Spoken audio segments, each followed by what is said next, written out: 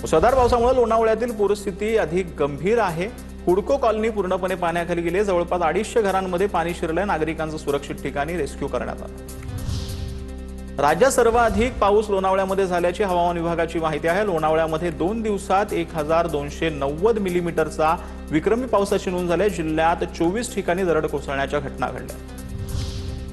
खडकवासलातील 7 ते 8 गावांचा संपर्क तुटलाय। पुलावर पाणी आल्यानं गावात प्रवेश करण्यास अडचणी आहेत। खानापूर रांजणे खामगाव रस्त्यावरील पुलावर पाणी आहे, तर अनेक ठिकाणी भात शेती वाहून गेली। शेतीतील मातीही वाहून गेल्याला पंचनामे करण्याची मागणी।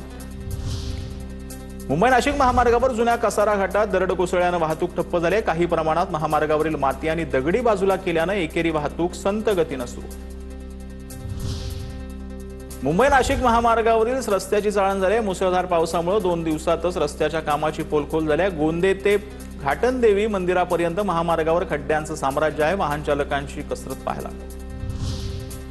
पुण्याच्या मुळशीमधील वरदायनी मंदिर पाण्याखाली गेले। 2 दिवस झालेल्या जोरदार पावसामुळे मोठं नुकसान झालंय। मंदिरातून पाण्याचा धडकी भरवणारा प्रवाह समोर आला। कल्याणमध्ये पालिकेच्या आरोग्य केंद्राची भिंत कोसळली आहे। दुर्घटनेमध्ये सुदैवानं कोणतीही जीवितहानी नाही। या संदर्भात शिंदेच्या शिवसेनेचे नगरसेवक महेश गायकवाडांकडून प्रशासनाच्या कामकाजावर संताप व्यक्त होता। मुंबईमध्ये 6 दिवसांमध्ये 1100 झाडं कोसळली आहेत। अवघ्या 6 दिवसात गेल्या 3 वर्षांच्या पावसाळ्यातील एकूण झाड पडण्याच्या घटनांनाही मागे टाकले। गेल्या 24 तासात मुसळधार पाऊस आणि वेगवान वाऱ्यामुळे 523 झाडं पडली। जुलैच्या पहिल्याच आठवड्यात मुंबईत रेकॉर्ड ब्रेक पाऊस झालाय। अवघ्या 5 दिवसात जुलै महिन्याची सरासरी पार झालेली आहे। सांताक्रूजमध्ये सरासरीपेक्षा 5% तर पुलावामध्ये 12% अधिक पावसाची नोंद झाली।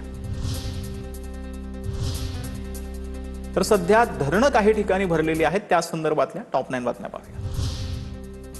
तर मुंबईतील 7 धरणांमध्ये 28.92% पाणीसाठा। गेल्या 24 तासांमध्ये पाणीसाठ्यामध्ये 12% वाढ झाली आहे। तर ठाण्यातील 12वे धरणही 30% भरलंय। नागरिकांना दिलासा मिळाला।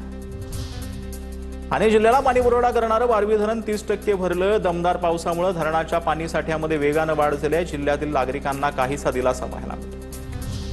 आज खडकवासला धरण पाणलोट क्षेत्रामध्ये मुसळधार पर्जन्यवृष्टी झाली आहे। खडकवासला धरण जलाशय पहाटे 69% क्षमतेनं भरलेलं आहे। धरणातून 500 क्युसेक्स वेगानं पाण्याचा विसर्ग सुरू आहे।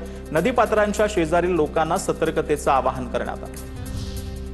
कोल्हापूरच्या पंचगंगा नदीची पाणी पातळी 35 फुटांवर आली आहे। जिल्ह्यातील 56 बंधारे पाण्याखाली आहेत। पंचगंगेची वाटचाल इशारा पातळीकडे गेली। जनजीवन विस्कळीत झालं। जळगावच्या हतनूर धरणामधून तापी नदीपात्रामध्ये मोठ्या प्रमाणावर पाण्याचा विसर्ग झाला। शेतकऱ्यांना दिलासा मिळाला। तापी नदीवरील शेळगाव बॅरेज मध्यम प्रकल्पामध्ये देखील मोठ्या प्रमाणात पाणीसाठा जमा झालेला आहे। अहिल्यानगर जिल्ह्यातील भंडारदरा धरण परिसरामध्ये 24 तासात तब्बल 300 मिलीमीटरपेक्षा जास्त पाऊस झालाय। घाटघर परिसरामध्ये तब्बल 321 मिलीमीटर पावसाची नोंद झाली। आदिवासी दुर्गम भागात जोरदार पाऊस झालाय। भंडारदरा धरण परिसरातील पर्यटन स्थळं बंद झालेली आहेत।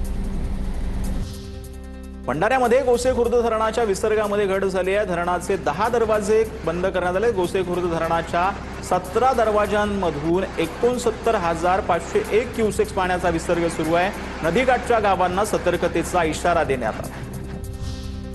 छत्रपती संभाजीनगरच्या जायकवाडी धरणामध्ये 24 तासात 1493 क्युसेक्स पाण्याची आवक होते आहे। धरणामध्ये सध्या 28.24% उपयुक्त पाणीसाठा आहे। कमी पावसामुळे अनेक धरणातील जलसाठा अद्याप चिंताजनक आहे।